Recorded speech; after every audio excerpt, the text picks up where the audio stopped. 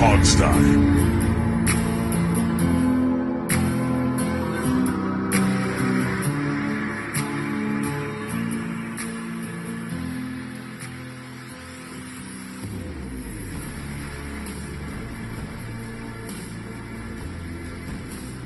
Hey everybody, and welcome to Free Agency. It's the Hogsty. There's a lot of moves made by Washington.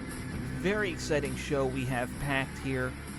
It's, of course, me, Steve, Jamal. All three of us here on the show because you can't miss week one of Free Agency, especially when we're kind of going old school here in D.C.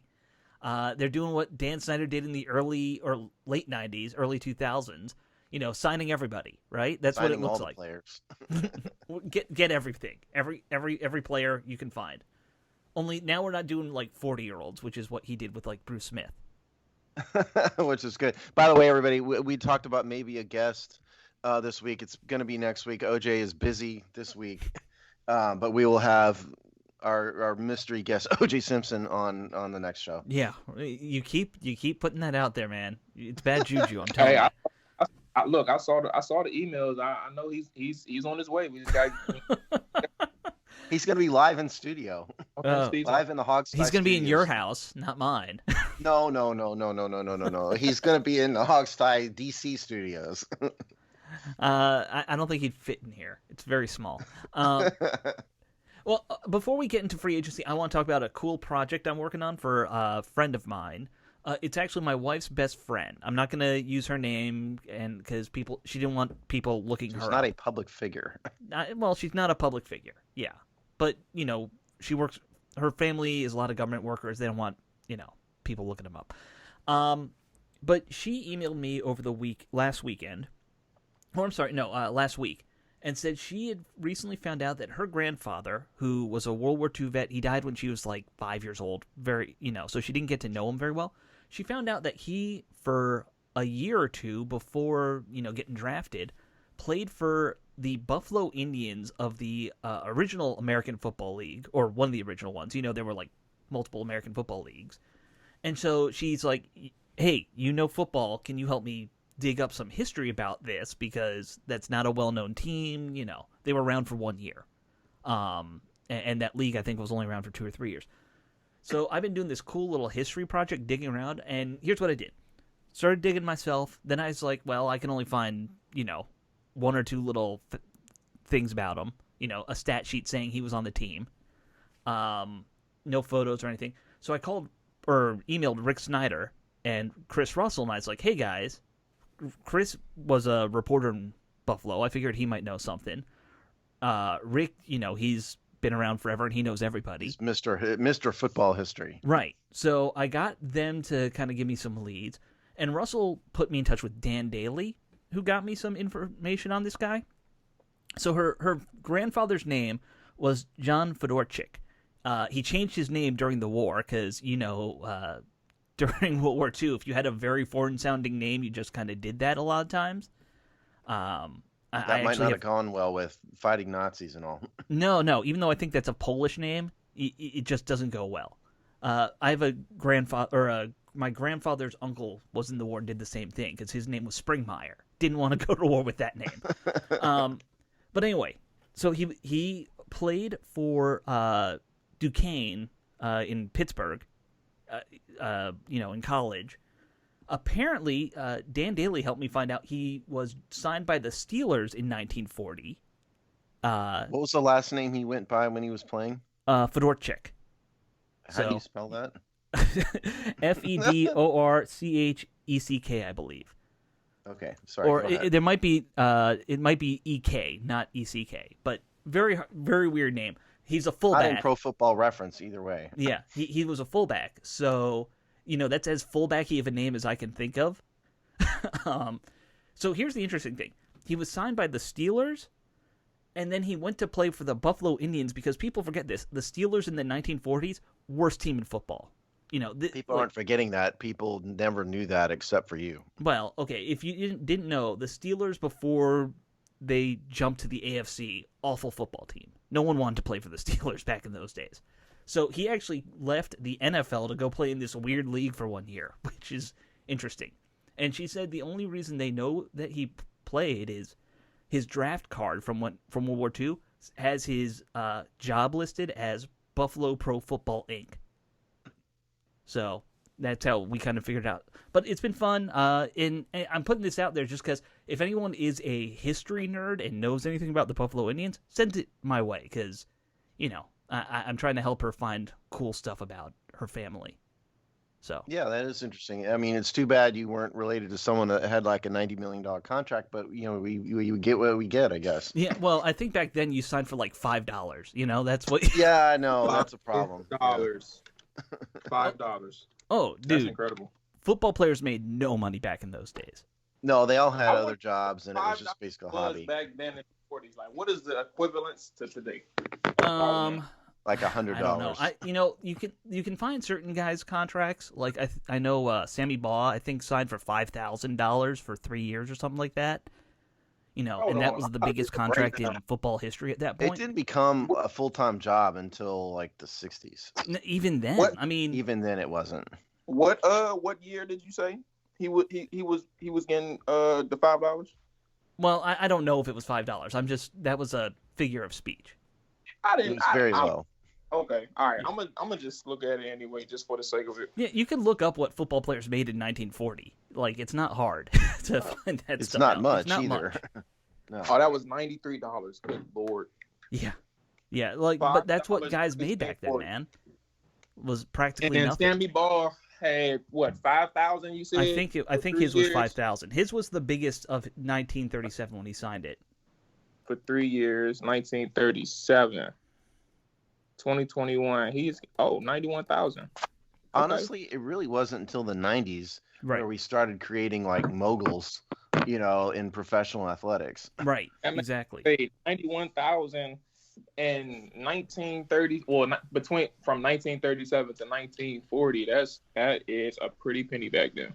Well, yeah, I mean but that was rare. I remember, and if you know sport, this is going on tangent, but Babe Ruth was the first pro athlete to ever make more money than the President of the United States, for example. Like, and very few people ever did that between then and now. I'll give you a good example. In Magic Johnson's last contract with the Lakers was outrageous for its time, and it was 25 years, $25 million. Right.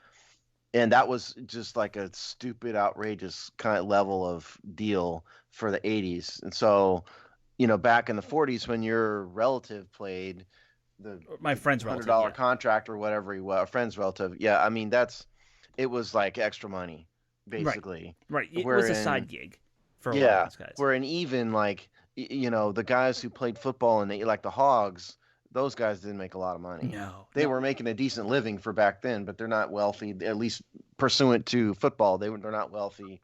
It really wasn't until the 90s that it started to be just stupid money. Yeah. And I know we got to talk about the other stuff, but it is fun as a history nerd and a sports history nerd especially. It was a very fun little project to just start digging around and looking for all that stuff. What's more fun? Talking about the current team? Yeah. Yeah. All right. Well, let's move on then.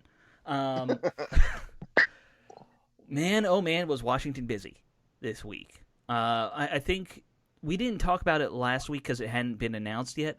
But the Fitzpatrick thing has got to be first, right? Well, do you guys want to start with the quarterback here? Yes. Okay. Ryan Fitzpatrick, he was announced at like 10:30 Monday night or some. It was some ridiculous time. That they announced that they were. Seems like we were writing columns about players being signed every day at like midnight. Yeah, exactly. The first 3 signings all happened very late in the night, and Fitzpatrick's the first one. $10 million could go up to 12 with incentives and stuff like that, is what I've seen. Steve, you can correct me on that if I'm wrong, but not a crazy contract. It probably means he's the starter, but if he gets outplayed by somebody, you don't freak out if he's on the bench with that contract. Yeah, okay. So Ryan Fitzpatrick's contract was $10 million. It does have some incentives that are hard to reach incentives, meaning they don't count against the salary cap to go up more, but his cap hit's $9.9375 million is the cap hit, and he has $6 million guaranteed at signing. So it's a decent contract. I mean, it's only 1 year. it definitely means that he's going to be the starter heading into camp. But Right. presumably, if like Taylor Heineke came just out of left field to be awesome, they wouldn't feel too horrible about putting Fitzpatrick on the bench from a contractual standpoint. No. Right. Yeah, and for the record, I don't have the exact quote, but from his presser that he did a couple of days ago, he mentioned that when someone asked if he was here to be the starter, he mentioned that he was guaranteed an opportunity. Of sorts. So it wasn't like he said all he asked for was a chance. So it wasn't as if he was even coming into the situation where he knew for a fact he'd be a starter regardless if anything happened, but more so that that opportunity. I mean, obviously it's going to be awarded to him, and he'll get every chance he can to be the starter. So things can happen is where I'm leading at. Things can happen to the point where he may not be the starter, but just they're keeping their options open. What better team to come to? That's smart to like. I mean, obviously he's in a situation where it can benefit him with the roster that we have, like all around roster. But being honest with him and telling him, this isn't. Not necessarily saying that they're saying this verbatim, but this isn't like the opportunity where he's guaranteed no matter no matter what. Like that benefits both parties because you know what you're walking into. Look, you don't have to double down on anything. I mean, I think this is about as good as Washington was going to do. I read, thankfully I'm not reading the hellscape that is Twitter anymore, but from Dave Earle's column, he wrote about this. You could tell that some people were out there are upset about it. But look, I mean, an A-list quarterback is not going to happen. It was not. There was no way. Russell Wilson's still a Seahawk. Deshaun Watson is either in jail or a Texan, one of the two. And I'm kidding about that. He hadn't been charged criminally. But anyway, the franchise quarterbacks are not going to come to D.C. And really the options were a bunch of players who were stopgaps. Ryan Fitzpatrick, in my opinion, was the best of the bunch. And then you probably got Jameis Winston second, who I know, Jamal, you like him. Tyrod Taylor. These guys are all stopgaps, okay? Right. This is about as best it can. Nobody, including Ryan Fitzpatrick, thinks he's the future. This is a guy who can be a professional quarterback who, by the way, can sling it around the field a little bit and has sort of a Rex Grossman, screw it, throw it deep sort of attitude, which this team could probably use because it's been the most boring offense ever for several years. So I like the idea of Ryan Fitzpatrick if we have to have a stopgap, which we do, because even in the draft, it's just not lining up to get a day one starting prospect. It's not. Well, and so I like Fitzpatrick, and his numbers have been pretty good. Yeah, his numbers are solid. He had 68% completion percentage last year. Yeah, I think that. Like you said, he's more of a downfield guy, which I think if you look at his style of play, it meshes more with what Kyle Allen does, with what Taylor Heineke does, and it's clear to me, as just a dummy football fan, they're moving away from that West Coast dink and dunk style as fast as they reasonably can, and they're going to try and air it out a lot more with this roster. I think they're trying to. You look at the Curtis Samuel signing that we'll get into in a little bit, but they're trying to go vertical a lot more rather than short passing game, which was the staple for the last 10 years or so. Ever since Jim Zorn came in and we started saying we're going to be a West Coast team. I was looking around at some of the numbers with Fitzpatrick when he was down in Miami, and one thing that's going to really be different for him here. The running backs here are way better than the running backs he had the last 2 years. Do you know who his number one rusher was 2 years ago? It was Ryan Fitzpatrick. Was it really? Yeah, he led his team with 250 or so yards rushing. Nobody ran for the ball for Miami a few years ago. It was a problem. I was available, Dolphins. What are you guys talking about? I need somebody. Me and my bad knees could have outdone their I know. running backs. My right knee would have done wonders for about 2 plays. Yeah. That's not what you want. You don't want, and because he can move, but he's not a running quarterback. He should. And he's old, by the way, by football standards. You don't want that. Yeah, you don't want that at all. So I'm with you. I think that his play is good. I think he gives you a stopgap option He can be a mentor if they do draft somebody in the second or even first round, and we're like, well, we'll just sit this guy and let him, season behind Ryan Fitzpatrick. That's not a terrible plan at quarterback long term. Or he gets beat out by one of these other guys. Big deal. Like, you're bringing this guy in. You can do no worse now on the field than Ryan Fitzpatrick. That's what you're saying, which is fine for a year. There's two, and there's two. Excuse me. There's two things that are at play here. So for example, Fitzpatrick. Like, I think a lot of people have this, and it's completely fair.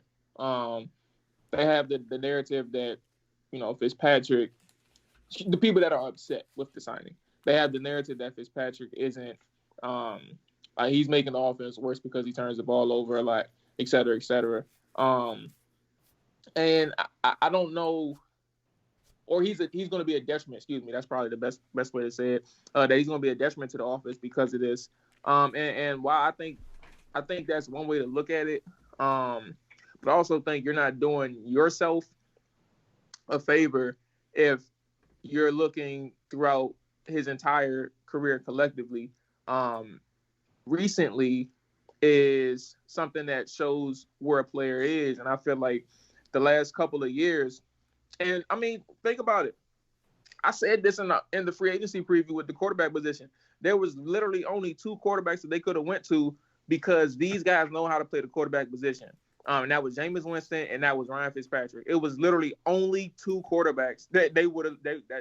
I'm 100% positive they would have looked at if Winston was to hit the market and not entertain or move on from New Orleans. It was really only two people, and the reason why I think a lot of people are looking at his career collectively, which is somewhat fair but not entirely. It's just not. It's not where it needs to be because the last 2 years, the last 3 years, if you want to go that far, that's where he showed his growth as a quarterback, believing in his guys. And maybe it had something to do with the players around him. Maybe, I don't know, in terms of his offense. Maybe it had something to do with the players around him where he could trust people more, but he gave people chances. He knew where to go with the ball. And, I mean, while he made mistakes, it was no hesitation. Like, he knew what he was doing. If it was a bad throw, it was a bad throw. If it was a bad decision, okay, put it behind him. He's right back firing because he knows where he needs to go with the ball. And he understands coverages. And I think that's what people need to pay attention to is his recent years, his recent play, his recent production. Not nothing that happened because he's been in the league, 17 years now, I think he said. Not something that happened 10 years ago or 9 years ago or 8 years ago. So that was the first thing. But the second thing is, and I know I'm going on a tangent, but the second thing is, I hope Washington, they've been looking for a quarterback for like 3 or 4 years now. I hope Washington isn't putting this on the back burner, because if you think that you're satisfied at quarterback and something, and you have to look at a quarterback a year or two down the road, you're not doing yourself a favor if you're going to just completely forget about the position for a year and circle back to it. I don't think that's going to be right. I don't think that's going to be the smartest decision. If you see a quarterback that you like early on, take them. Because if you're in a position a year from now, like where you're hoping you're gambling on a guy and you don't have a fail safe, Ron Rivera's off to a bad start, or he's I don't know. It's just gonna be hard. I just hope they don't give up on the quarterback search because they have that stopgap. I don't think they're going to do that. It just this year isn't shaping up for it. There's not a good way to. I'd like to give everybody a couple numbers that will sort of maybe tell what Ryan Fitzpatrick is. So the first 2020, 7.8 yards per attempt, career average 6.9 yards per attempt. In the 2 years in Miami, 7.3 yards per attempt. Let's compare that with Alex Smith, who happens to be the same career yards per attempt at 6.9. However, with Washington, down to 6.6, 6.3, which means on average, Ryan Fitzpatrick is throwing a yard and a half or more farther down the field on average. That's a lot, folks. The other one is interception percentage. So Alex, since we kind of know and understand who Alex is, 3.2% interception percentage last year, which was admittedly a bad year for him. Then you go back the past many years, he's under 2 for the past 6 years in a row. That's Alex Smith. Ryan Fitzpatrick averaged 3.3 interception percentage, and he was at 3.0, 2.6, 4.9 in the last couple of years. So what we have here is a guy who goes downfield more. He throws more interceptions. Right. Probably because he's going downfield more. So, and you couple that with the signing of Curtis Samuel, which we're going to get to, which is another, speedy deep ball threat. I think what we're seeing here is an opening up the offense from what it was. And what we saw last year was an offense that was handicapped a little bit.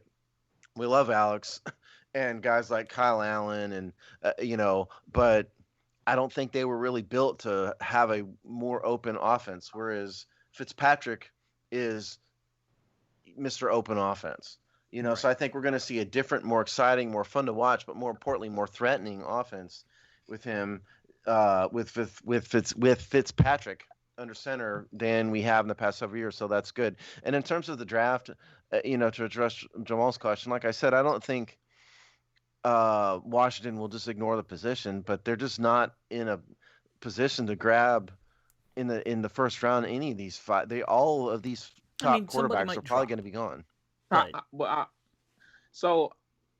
think I think when I say invest in a quarterback early, I'm not like, it doesn't always need to point to the first round. Like there can be a conservative approach at this point, but you can't be too conservative. You can't be all right anywhere. We've got our needs first through fourth. Let's look at a quarterback in the 5th round, 6th round, 7th round. Like I just don't think that's gonna work out to anybody's favor because, example, imagine or hypothetical, excuse me. Imagine Fitzpatrick does exactly what the coaches intend on him to do, which is help them win a division title or help them make a playoff berth, and they go at least win one game. Now all of a sudden you're worrying about this year, like if we're too high or too far back to draft a quarterback. Next year is going to be even worse. And technically it's still good because you had a good season. That's what it indicates. But you're talking about the 39-year-old quarterback approaching 40 next year. If he decides to keep playing, you're shit out of luck again. Like and that's what I'm getting at with this year. Like if you see somebody early on where you can take them anywhere between the 1st and 3rd round, that's early on. Then you can do that. And I don't think every single quarterback that they may be interested in is gonna be gone before 19. I think there's still gonna be some quarterbacks around at 19. There's still gonna be some quarterbacks in the 2nd round or 3rd. I think they have 2 thirds this year, right? Yeah. Yeah. Like there's gonna be quarterbacks available where they don't have to make a move, like in terms of a trade up. I don't think they don't have to trade up for anybody if they don't want to, but there's going to be quarterbacks available. I do not think there will be a quarterback available that is a first-round talent at 19, but guys like Kyle Trask, for example, in round 2 could be a good one, and there are others in rounds 2 or 3. I guess my point, Jamal, is that there's just not the 5 quarterbacks that are considered first-round talent. One of them I don't consider to be a first-round talent, but a lot of people do. Trey Lance. I think all of those guys are going to be gone before 19. That's all my point was. And so, but yeah, I definitely think that if they find somebody they like in round 2 or 3, I think they definitely ought to go for it. So I agree with you in that respect. I'll be surprised if they don't come out of the 3rd round without a quarterback somewhere in there. Yeah. Like I think that they're going to realize they need somebody just to have a young guy on long-term contract, because other than Heineke, who's got a 2nd year, we're talking about 1-year options for everybody right now. Yeah. So I'll be surprised if they don't make that kind of move. I think. Oh, go ahead. I was going to say we should move on from quarterback to the next person, unless you guys have a final thought about Fitzpatrick. No, I'm done. Yeah, I was just going to say there was 3 quarterbacks taken in the 1st round last year collectively. Right. I'm not saying that'll be the case this year, but I'm saying just all we have to do is take a look at where the needs are for each team and possible trade-up positions. And 19 is not a bad spot. For example, you're talking about 5, 6 quarterbacks who are rumored to go in the 1st round. 19, you're still in a pretty good position to make a move if you have to, whether it's drafting, trading back, or selecting, moving up slightly to get a quarterback. If they're in love with the guy, I can live with it, but, Yeah, that's what I'm just saying. I think there will be people that falls to 19. That's it. I don't think there's going to be anybody that falls to 19. But we can agree to disagree. We'll see. Yeah, we'll see. Yeah. Yeah. All right, Leo, we need to move on, though. All right, let's move on. I'm going to do these in the order as which we signed them. So William Jackson, cornerback, was the next signing. Again, late night, the night after Fitzpatrick. I think it was like 10:30 or so that came across the wire that they picked up Jackson. How in the world did we manage to trade up under the radar like this? I'll never understand. Well, this is an outstanding yeah. move. I love this move. Ronald Darby, I thought, had a good season. And there were, again, at times I thought he was probably our best corner. Right. Better than Kendall Fuller, at least at times. William Jackson is a great man-to-man corner. He pattern matches very well. He's physical. He matched up well with Terry McLaurin in that Bengals game last year. Plays very good tight defense. Pardon me? Very tight player, too. Yeah, right. He plays very tight. So I think mysteriously we traded up. I don't know how I don't know why the Bengals are let him walk, particularly except their owner's cheapskate, and a terrible owner. But I think this is almost the best move we could have done from a value versus performance standpoint. I think he might have been the best we could possibly do. And contract-wise, we want to just talk about his contract just briefly.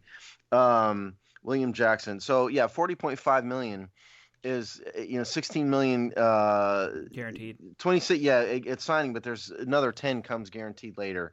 But his cap hit for 21 is only $6.6 million. They're stuck with him for sure for 2 years. They're not going to get out of him for 2 years. But I love this move. I think this is exactly what this defense needed. I don't know how they managed to pull it off. The good thing is Jackson said in his presser that he wanted to come here, and Washington was also at the top of his list. So good thing for good thing for Washington and him. There was mutual interest to a high degree. So that I don't know where that stems from. Like specifically, I understand the culture is in the midst of changing, but the perspective is interesting because I'm not gonna do the whole exaggeration beyond belief thing and say we never hear that from players, because there are some players who want to come here for different reasons, like Landon Collins in 2018, whenever he came, 2019, he said verbatim that this is where he wanted to, well, I shouldn't say verbatim, but he said this is where he wanted to go. Sean Taylor played here. Right. That's his idol, et cetera, et cetera. Like, players in the past have wanted to come here, but I think this one was a little bit different. And I just want to know specifically, all the factors, because I do think percentage-wise, Ron was up there heavily. But, like, what else in a player who has multiple options, like, what do they see? Is this something for them where they say this team can make it far, or are they saying this team is a fit for me? Like, that's just all where I'm getting from. But I like Steve said, it's a good signing, and it's a good trade-off too. I'm frankly pleased with the trade-off. You lose Ron Darby, who played really well last year, and you come up William Jackson, who can do the same things Darby can, but he's an up-and-comer as well, just in terms of his resume. But a really good year last year. I'm interested in seeing how things play out. Well, I think to answer your question of what guys are seeing, Jamal, I think it starts with that line in Chase Young, man. Like, if you're a corner and you see that kind of front line, your job's going to be easy here and you'll look good because they're going to help you out there. So I think that's a big part of it. And yeah, this is, I let's be fair. Most of us probably don't pay attention to the Bengals, because why would you? The people of Cincinnati don't pay a lot of attention to the Bengals, Alex. Right. Other than Joe Burrow getting signed, they've been awful for the last ever. And, this guy, this guy getting released by them. Like at first, I had to look him up and be like, "Who is this guy?" William Jackson. Never really the name never really crossed my mind. But like you guys said, such a better fit for what we need at corner right now in my mind. I think Fuller's kind of he can make big plays, he gets interceptions kind of guy. So putting someone across from him who will shut down the other side, I think that makes a lot of sense. Listen, I think he's a better shutdown corner than Kendall Fuller. Okay. Well, Kendall Fuller's not a shutdown corner. He's not. He's more like D Hall was back in the day, where he's trying to make picks and make plays. In a bit of ironic timing, our writer Dave Earl just texted me while Jamal was talking with a screenshot of a tweet about what William Jackson said about Washington. And so thank you, Dave, and thank you for texting me unknowingly when you did. Okay, so this is somebody named Josh Taylor wrote this. I don't know if that's even a writer, but he's paraphrasing what Jackson said. Jackson said he selected Washington over many other teams. He said he felt welcomed here and wanted to be another piece on a great defense. And so that's a paraphrase of what he said. And so, yeah, what I heard was what you heard, Alex, which is he mentioned the defensive line. Sure. And so he's looking at Jackson is looking at the future of Washington going, listen, this could be a great defense. They're not quite there yet. Right. They do have some problems, but he can be a piece of a great defense if you fast forward a couple years. So I think it's a great signing. I think we all seem to be in agreement that it's a great signing.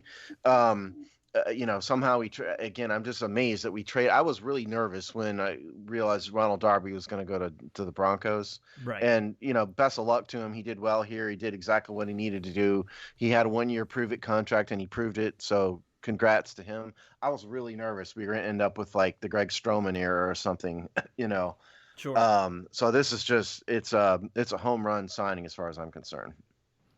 At a reasonable contract. Yeah, no, and I think that at first we had heard that the reason Darby wasn't going to get signed here was that he was asking for too much money, and it's interesting to me they weren't afraid to pay this guy. They paid him more than Darby got. Yeah, that's my point. Like, I think Washington looked at Darby and said, "Look, here's your value, and we ain't budging from that." Yeah. So, that takes a little bit of brass tacks to do that. All right, let's move on. Next guy, Curtis Samuel. I think this was the one we were all waiting for, right? This was home run signing. This was the home run, big name signing that everyone said it makes sense. He played with Ron. He played with Scott. He fits the biggest hole on this receiving core in that he's got speed and he can play outside and inside. He's just a great weapon to have. I look at this. I know it's a fairly big contract, not huge though. And you know what excites me the most? Did you see how excited Terry McLaurin was when he got signed? Like, yeah, Terry's his boy from Ohio State, right? So apparently they were roommates or something at one point. Yeah. Yeah, I love to see that. I ain't gonna lie to you. Just imagine, like, whatever profession, whoever, even if you ain't want to be a professional football player, but you had a childhood friend. That I'm not saying they were, but I mean obviously they went to college together. But you're real close with a person, and y'all have the same interests, and your idea or your dream is to go to business or become business partners or on the same level of profession at a top level with your friend and or your brother or your family member or something like that, or your sister.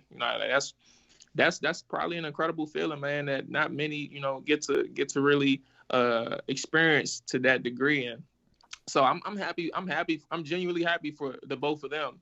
And I can't wait to see how it unfolds production wise as a fan of the team. But them personally, man, that's a great sight to see. I ain't gonna lie to you. First of all, does anybody think? I wonder what Dwayne Haskins thinking seeing that signing. Somebody did bring that up on Twitter. I ain't gonna lie to you. Yeah, but it's I don't want to dredge up the past, but I mean Dwayne's got to be kicking himself. Look, here's what's great about Curtis Samuel. This guy, this is Antonio Gibson 3 years in the future. That's what Curtis Samuel was a running back who turned himself into a wide receiver, but he has a significant amount of rushing yardage, a not insignificant amount of NFL rushing yardage. He's got 478 yards rushing in 4 years, 6.6 yards per attempt.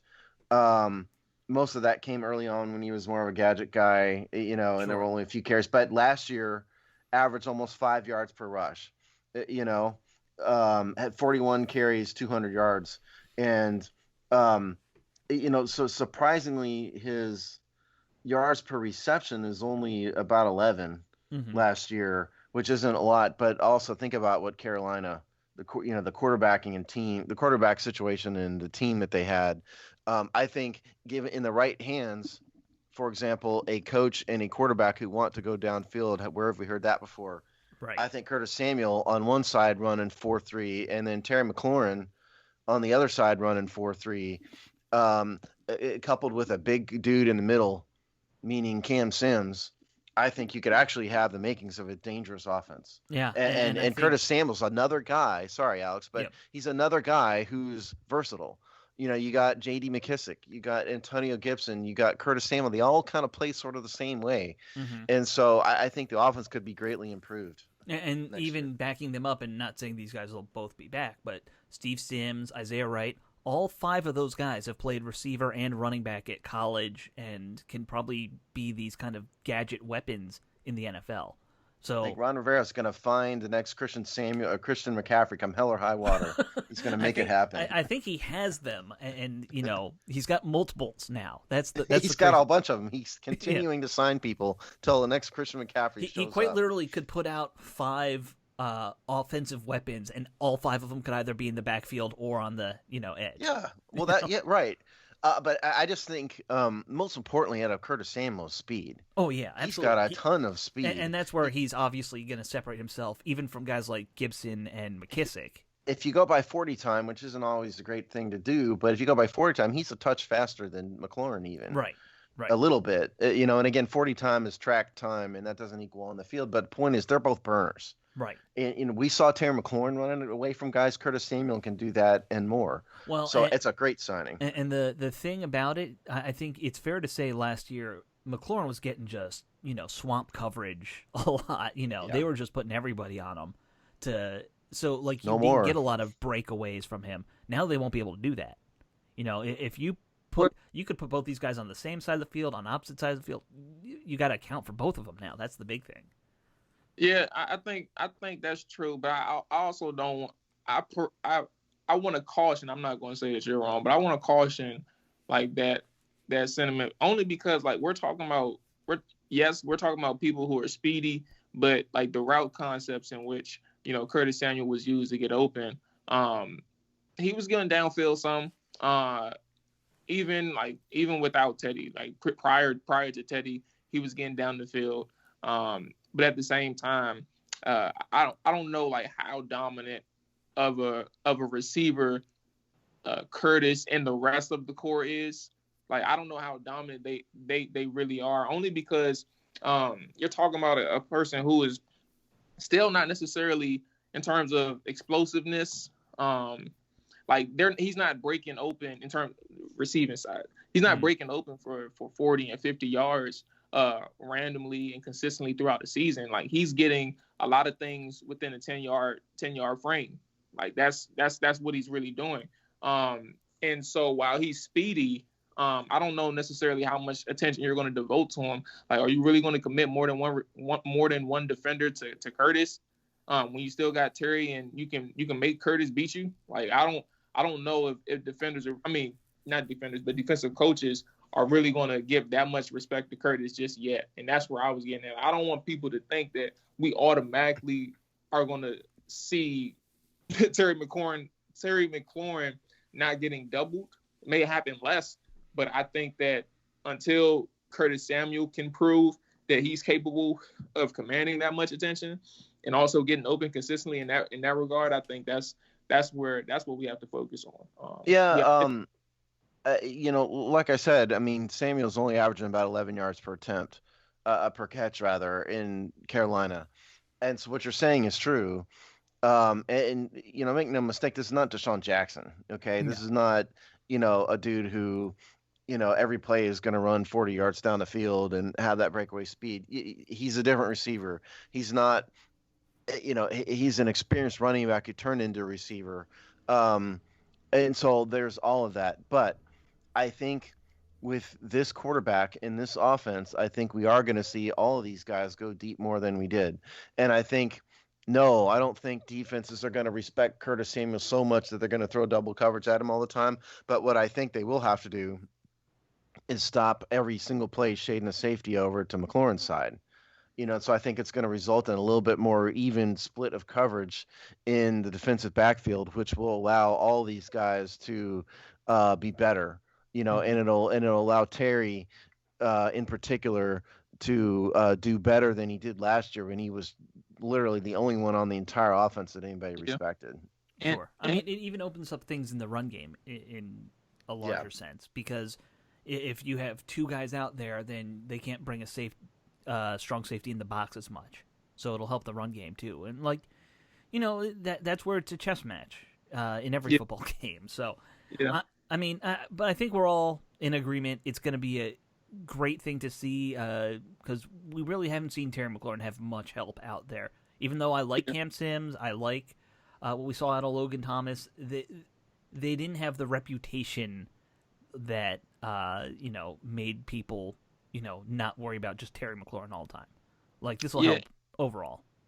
And the thing with this too, regardless of what I say in terms of being cautionary, Ryan Fitzpatrick is going to find out one way or another. Like, he's going to test that defense regardless. Mm-hmm. And if anybody chooses to double cover a certain receiver, whether it be Curtis or Terry, you'll have to every single defender who is man on man or has a single responsibility is going to be tested by Fitzpatrick. So it doesn't even matter. He'll find the person where, if he's smart enough to find that person that's going to have the advantage or the opportunity to move the ball down the field. And with that being said, I sure as hell hope Cam Sims can find a way to be more consistent with his hands, because he'll get the opportunities. Yeah, I've always liked Cam Sims. I'm glad they brought him back. It's a cheap, minimum salary deal, so there's no harm, no foul.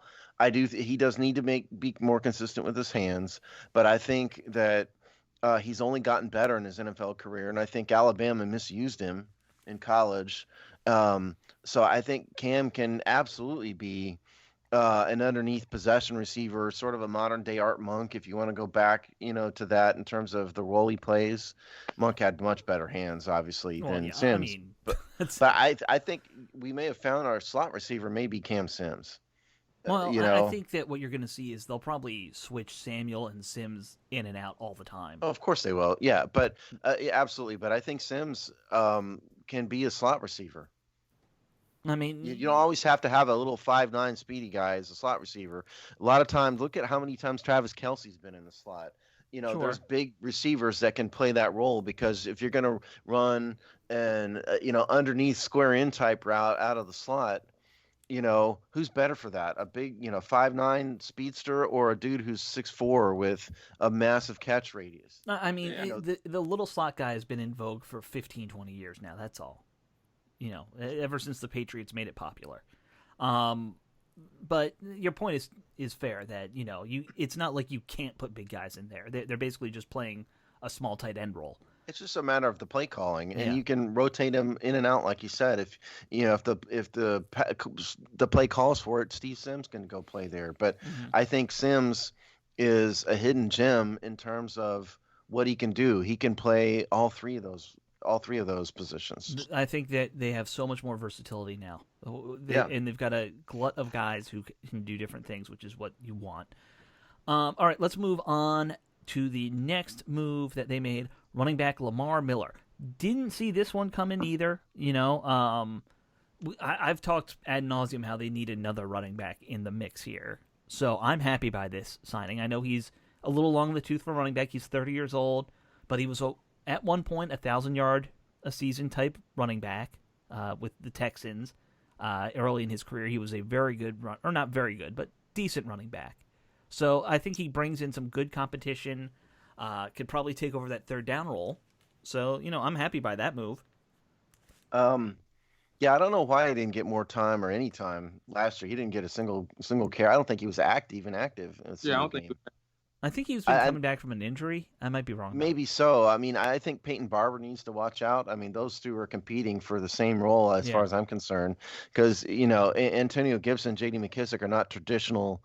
There's like Gibson is a slasher.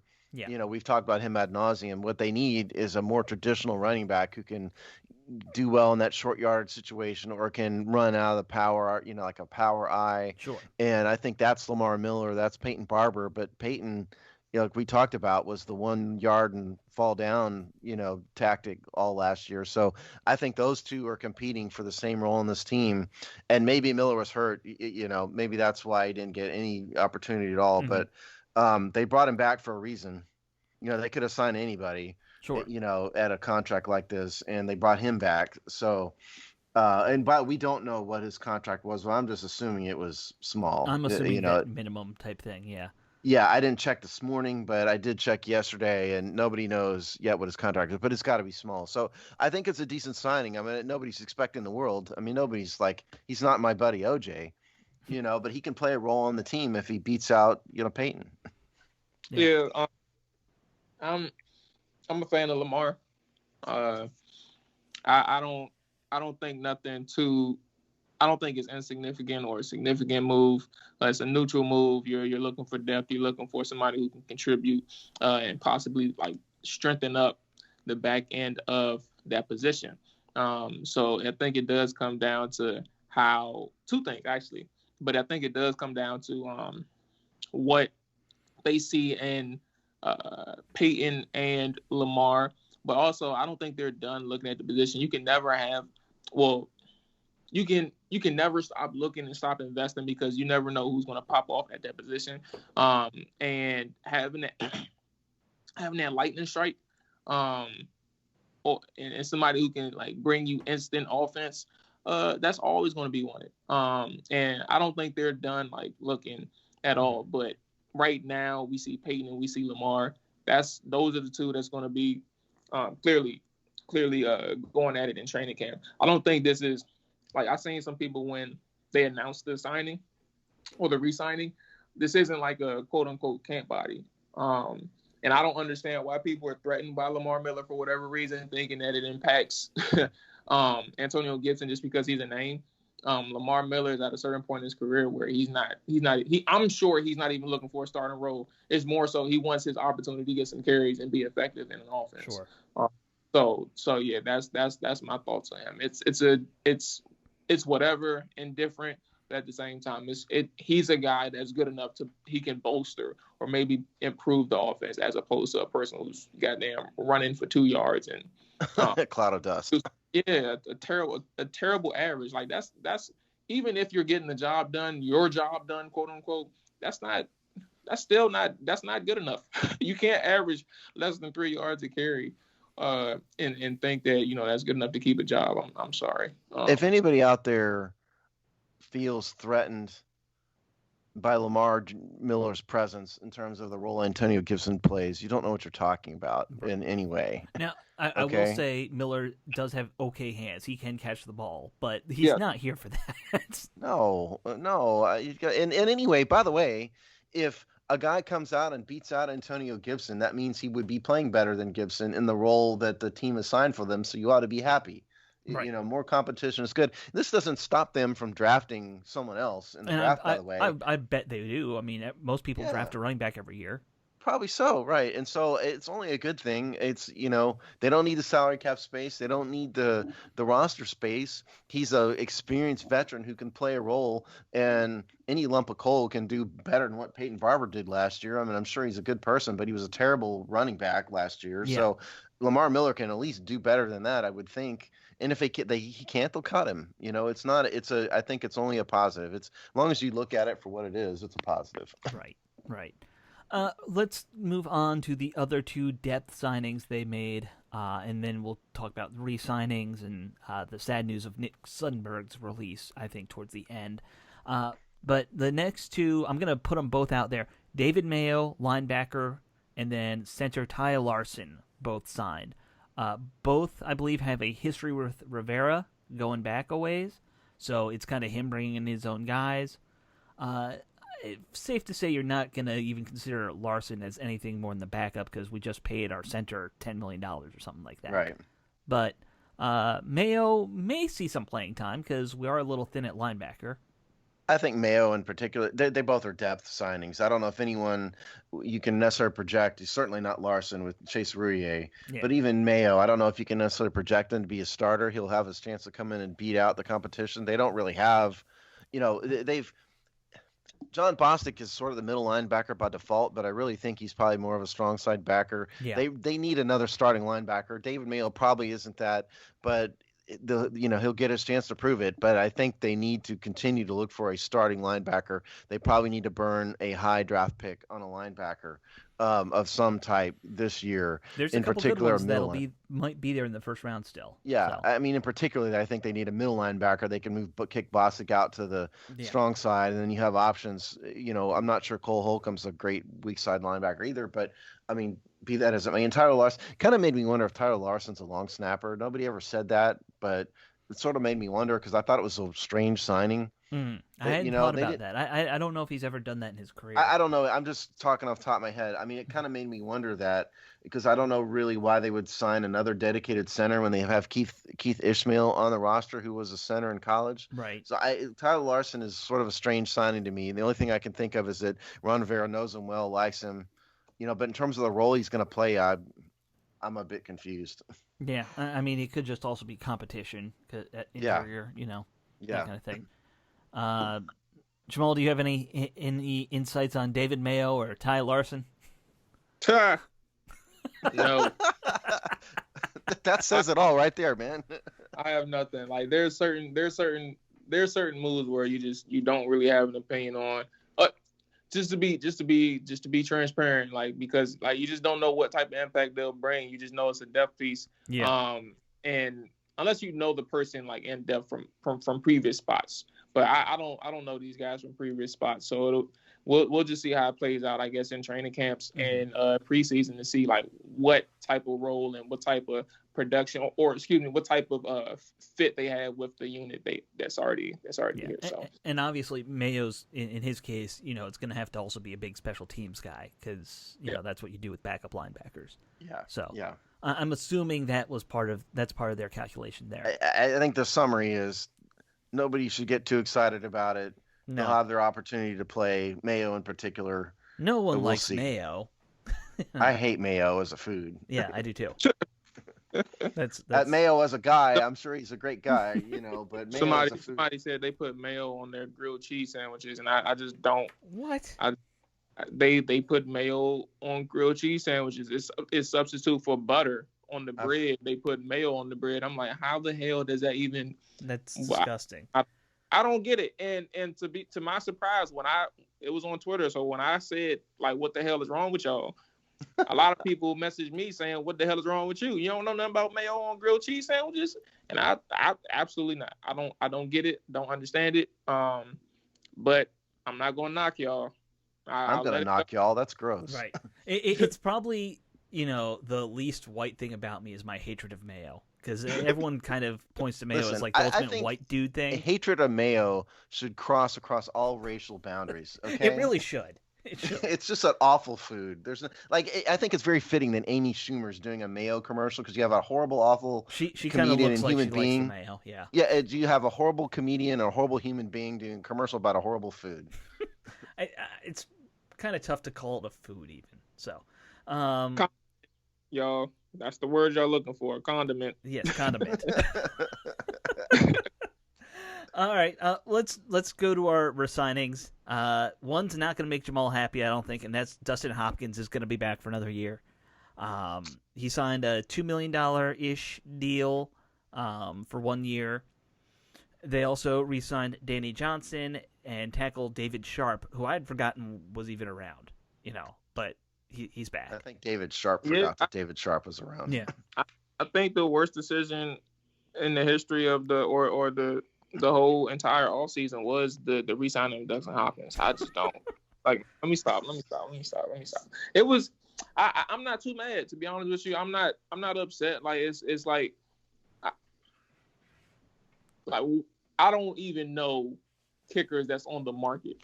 Like, I don't even know who's out there. Sure. But I do know one thing, and one thing's for certain is Dustin Hopkins is just not that reliable in certain situations.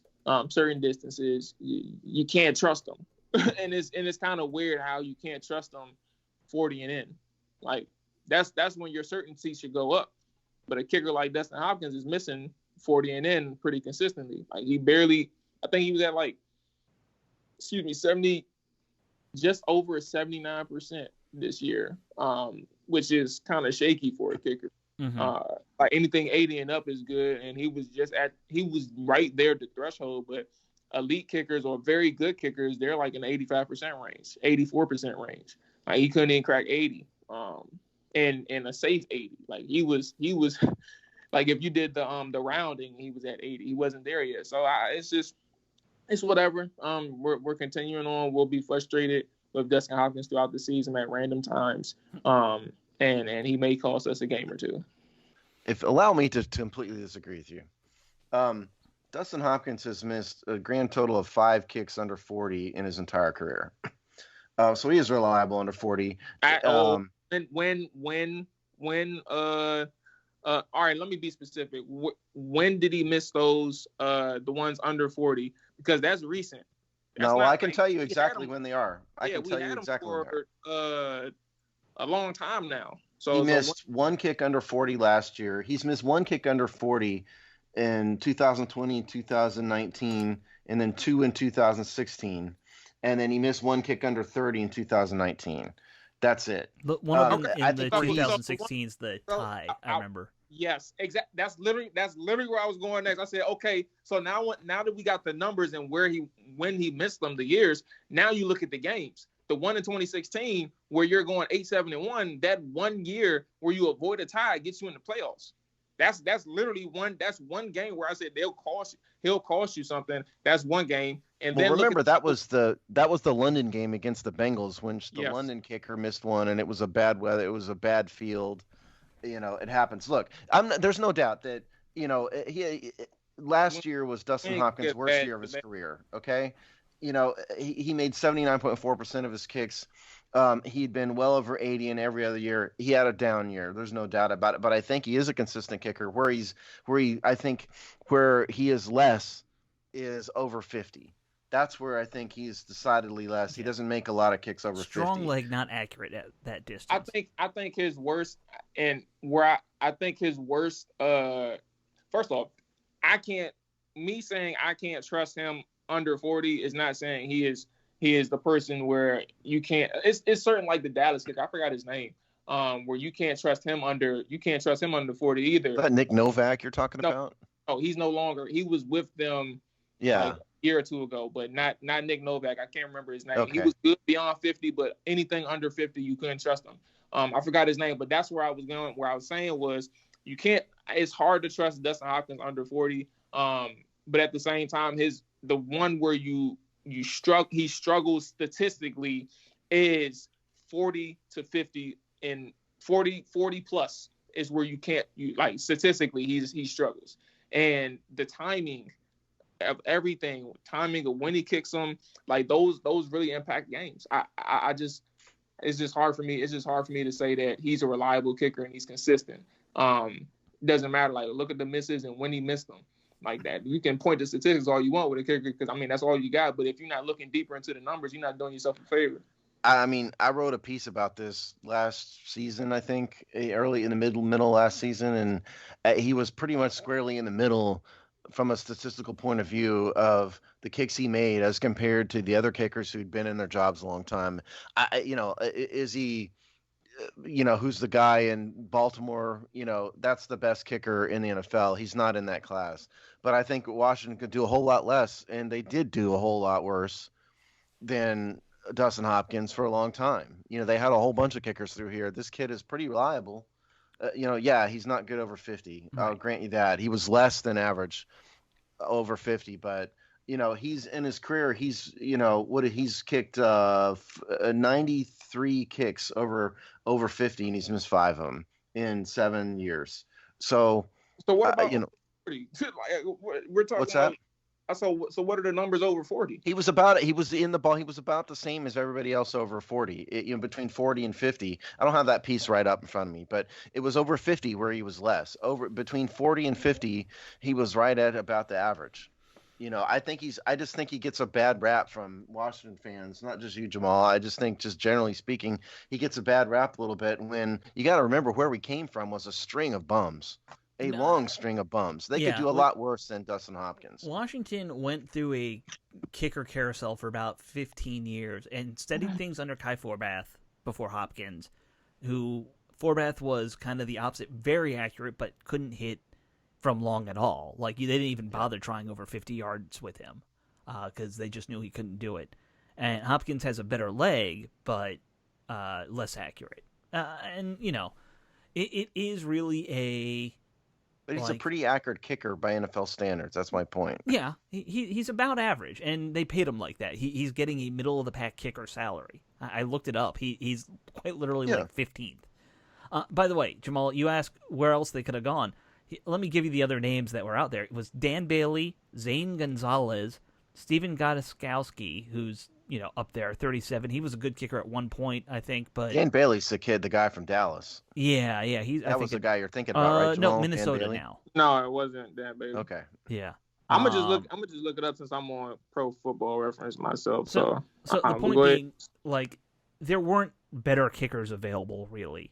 Dan Bailey's solid, substantially better. Yeah. Like, I would say he's marginally better at best. So, I don't think it was like, and you're not going to draft a kid. Didn't we draft a kicker 2 years ago for some stupid... I think you got to be insane to draft a kicker. Yeah. Well, what they're going to do is they're going to have to draft a long snapper because, like we were talking about a few minutes ago, for some reason they decided to let Nick Sundberg go, which I don't understand it. Yeah, I mean, unless Tyler Larson can long snap, and I don't, he's a center, maybe he can.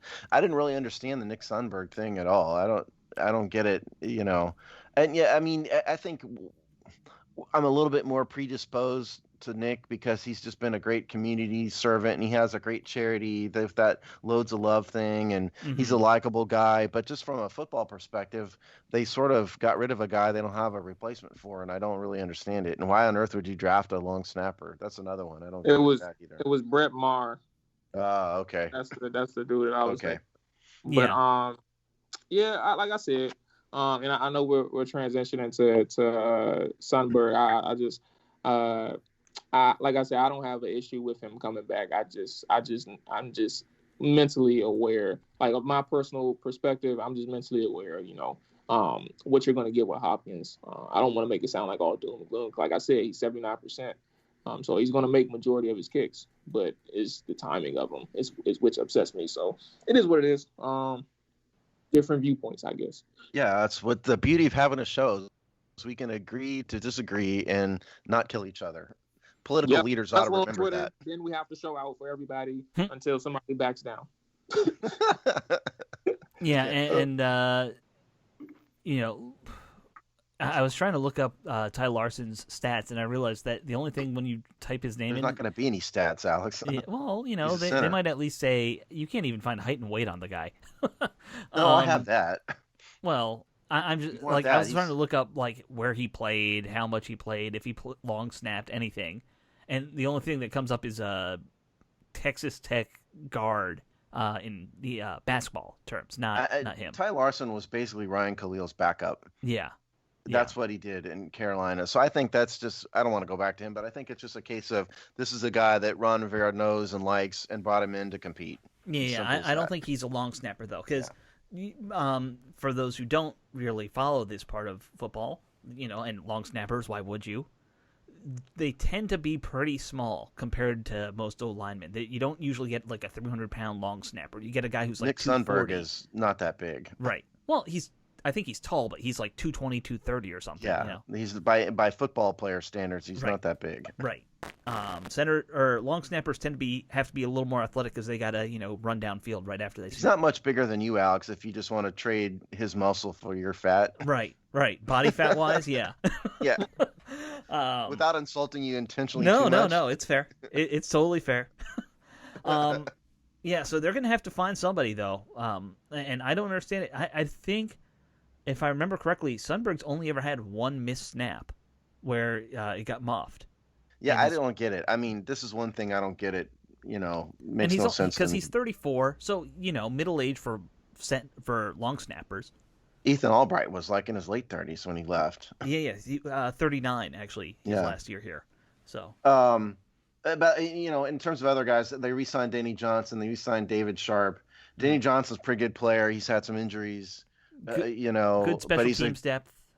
Yeah, and I think he's a decent corner. Yeah. So that's depth. I think that's a positive. They're bringing Danny Johnson back. David Sharp is like Jamal had no opinion on David Mayo. I have no opinion on David Sharp. Okay, he's here. Great. Yeah. Okay. Yay. Yeah, exactly. It's like have the one guy blow the one little party favor. Right. Exactly. That's my thought. And it doesn't even make a noise. It's just one of those ones that flips. Yeah, I think as a general rule here, what they're doing is they're bringing in a whole bunch of tackles in hopes that one of them can be a legitimate left tackle. I think that's probably what they're doing because they don't really have a big name. They might draft someone, but you don't know. But they already have Sadiq Charles, and I think they're just hoping and praying that one of these guys will be a decent left tackle. I think so too. Well, okay, so we are a couple days into free agency. They've made a lot of big moves already. I know we're going to do our, who's going to be the quarterback question, but I'm going to put one to you guys first. And if you could see them make one more big move in free agency, you don't have to give a name, but give me a position that you. Oh, I got a name. I got it right now. Trey Boston, come on down. Okay. Free safety. So you're going free safety? They need a free safety. They need a starting middle linebacker. They're not going to find a starting middle linebacker, but they can find a free safety. I think Trey Boston would be a good one.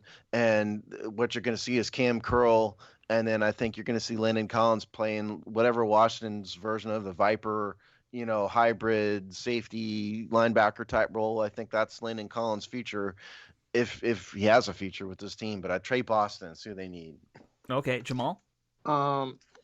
So Trey Boston is the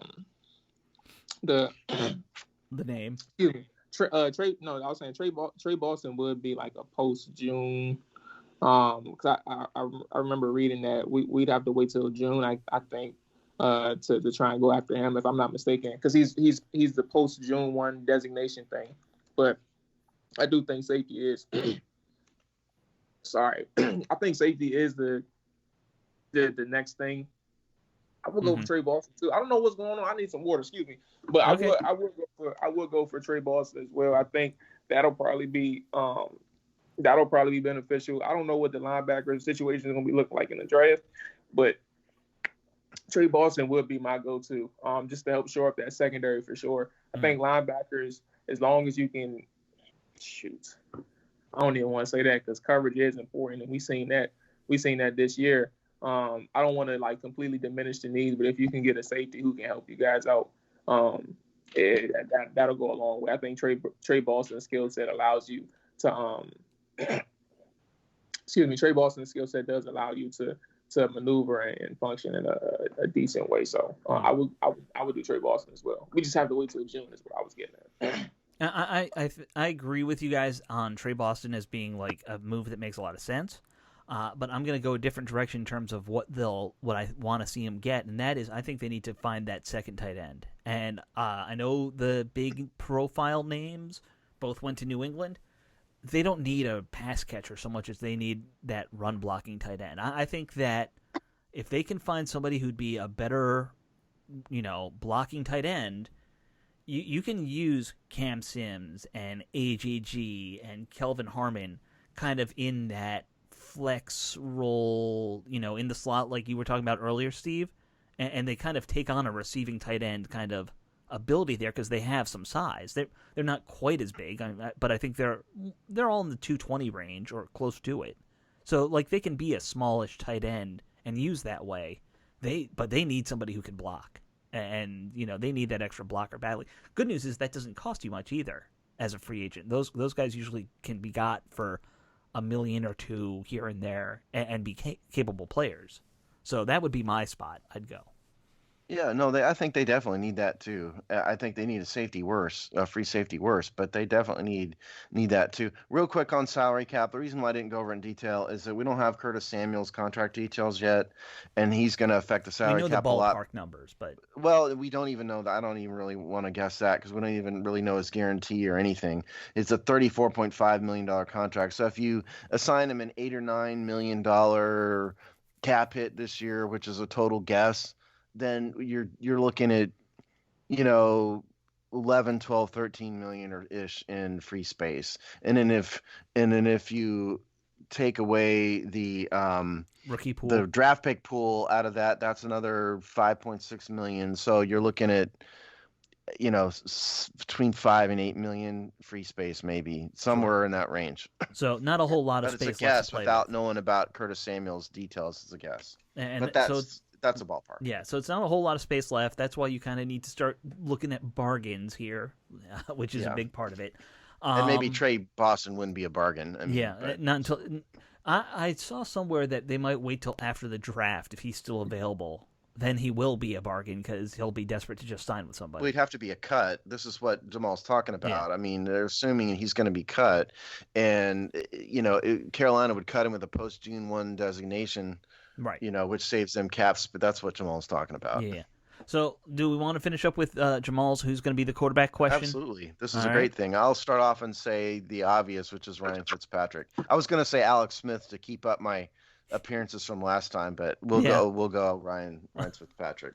I don't think it'll be Alex Smith. I think that's a safe bet. Probably not. Yeah. I'll go next, and I think it's gonna be Jameis Winston. It's like, no, let me stop. You're gonna stick it, write it out too, huh? Man, Fitzpatrick. Like I've been saying all along that this is a situation where it really came down to two players in the offseason because Alex Smith wasn't going to be the guy. Right. And I was saying Jameis Winston's entire time, like a wing and a prayer. But we seen how things unfolded the first week of free agency. So Fitzpatrick, until I hear any more information that may lead me to think that they draft somebody. Okay, well, I've been saying Heineke the whole time. I still like Heineke a lot, but I'm going to go a little bold here. I think they do draft somebody maybe in the second round. Like Mound, you've heard that name. The kid from Stanford. I think they make a move like that. And that guy actually gets the shot to start over any of these other guys. Alex going with the bold prediction. I'm going to change it up here. Different. Yeah. Okay. Yeah, they'll. I think they look into a day 2 pick who becomes a starter. You just don't want to go with the logical, sane choice, huh? I want to have fun, Okay. I respect it completely. Okay. I think it's crazy even after I said it. So we'll see. Yeah, we'll see. All right, guys. I think jam-packed show there. We got it all in though, and it was an interesting off season so far. Stay tuned for guests next week. The Juice will be live in studio. Guests. Yes. Okay. It will be live in Alex's basement. My basement? Oh. Why would I do this in my basement? Reception's terrible down there. All right, guys. We will see you guys next week. Until then, enjoy your week.